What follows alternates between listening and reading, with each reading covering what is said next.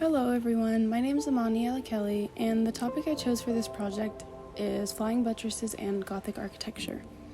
As you can see right here, this is a little idea on how Gothic architecture looks like and how important the decorative style of it is. So the reason why I chose this topic is because as an architecture major, I have just been obsessed with flying buttresses and Gothic cathedrals for as long as I can remember, and I feel like I would love to research and learn more about the role of architecture in art history, especially the Gothic era, because you can never learn too much, So I chose flying buttresses especially because I just think the concept of flying buttresses and why they were made and their job and the design of them is just so amazing, and how they make them look so beautiful while also basically being the foundation of a whole structure, holding everything up. And I thought that was just really interesting. So to talk a little bit about the history of Gothic architecture is a European architectural style of masonry. It's especially embraced in its design, height, sizable windows, and exaggerated arches. Advancements in engineering started to increase, and architects were able to design massive structures with huge windows and pointed rooftops, adding more height to the structures. And this is where flying buttresses came in. Here is a picture of the exterior of a Gothic cathedral. You can kind of see the flying buttresses up here, and then this is a picture of the interior of a Gothic cathedral. You can see the exaggerated arches, the stained glass windows, and how the light brings in such beautiful results. So flying buttresses, as you can see right here in the photo, they are made in order to hold up those massive buildings that the architects were designing. Flying buttresses are a form of buttress which is built against a wall or projecting from a wall, and they're built in order to support the weight of the building.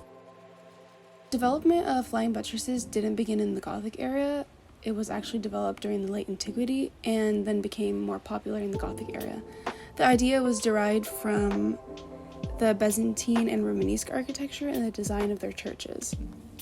So the Gothic era was divided into 3 phases: early, high, and late. Each era had its special elements, of course.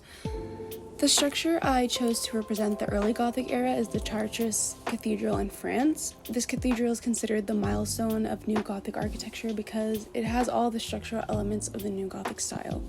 You can see it in the pointed arches right here, the rib panel vault, and mostly in the beautiful flying buttresses that you can see The cathedral also has huge stained glass windows, and like we saw in the photo before, it allows light to enter through the stained glass windows, casting beautiful lightings inside the cathedral.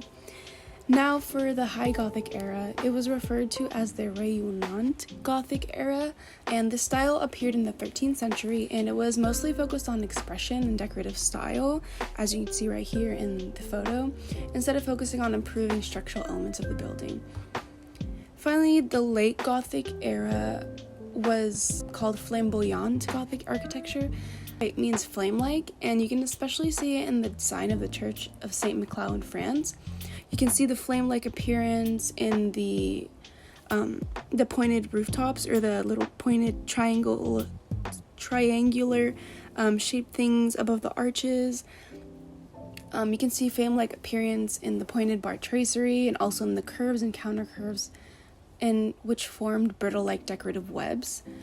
And then to finish off this presentation, I really wanted to put into my paper this drawing that I made of some beautiful flying buttresses I found in Yoshio Kusaba's article called Some Observations on the Early Flying Buttress.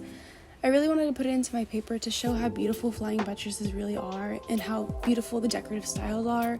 Little details just really give the structure life and a sense of style.